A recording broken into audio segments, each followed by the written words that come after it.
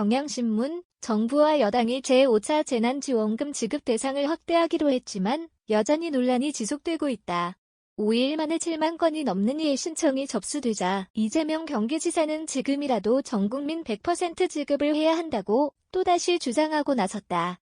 지난해 전국민 재난지원금 지급 이후 1년이 넘도록 지급 대상 선정이나 사각지대 해소에 있어 진전된 기준이 마련되지 못한 탓에 애초부터 예상된 전개라는 지적도 나온다.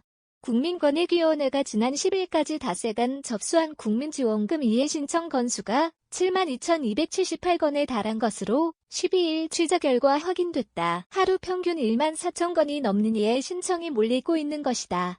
유형별로 보면 7월 이후에 출산이나 혼인, 이혼 등으로 인해 가구원 수의 변화가 발생한 경우가 39.4%로 가장 많았다. 소득기준 재검토가 37.0%로 뒤를 이었다.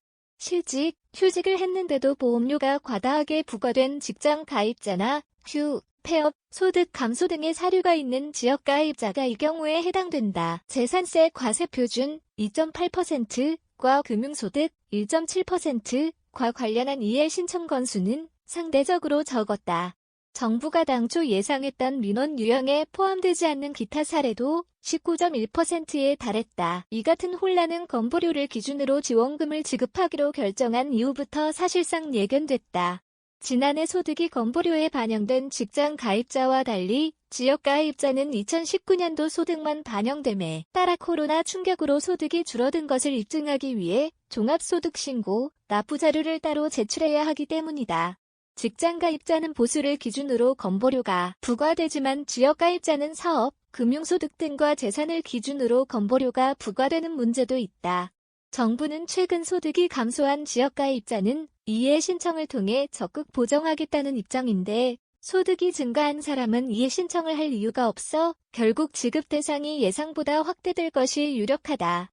전국민 88% 지급으로 기준선을 정해 소수만 지급 대상에서 제외하는 설계 자체가 논란을 불러일으켰다는 지적도 제기된다. 소비 진작 확대를 위해서는 전국민에게 취약계층 지원이 목적이었다면 대상을 엄격히 선발해야 했다는 것이다. 오건호 내가 만드는 복지국가정책위원장은 맞춤형 선별 지원을 하려면 소수 대상만 지원하거나 최대 절반으로 제한하는 것이 적절했다며 전국민 중 12%만 제외하다 보니 배제의 상징성만 강해졌다고 말했다. 국회 예산정책처는 대상자 선정 방식의 한계를 보완하는 노력이 미흡했다고 지적했다. 예정처는 국민지원금은 취약계층을 지원한다는 점에서 지난해 전국민을 대상으로 한 긴급재난지원금과 차이가 있다며 그럼에도 긴급재난지원금 당초 정부안 건보료 기준 소득 하위 70%과 마찬가지로 특정 소득 이하를 대상으로 선별 방식도 동일하게 적용했다는 점에서 사각지대나 형평성을 보완하려는 노력이 부족했다고 밝혔다. 국회 예산결산특별위원회는 2차 추가 경정예산안 검토보고서에서 정부는 소득 기준을 초과하는 경우 지원금을 점점 줄이는 이른바 슬라이딩 방식이 아닌 소득 기준을 초과하는 순간 지원금이 영원이 되는 방식을 택해 기준소득 인근에서 소득 역전 현상도 발생할 수 있다고 주장했다. 반면 정부는 일회적인 사업인 만큼 집행의 효율성, 신속성 등을 고려해 슬라이딩 방식으로 설계하지 않았다고 설명했다.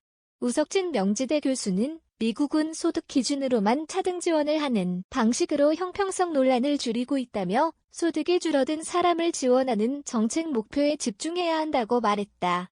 박상영 기자 시파겟경향.com시 경향신문 경향.com www.kan.co.kr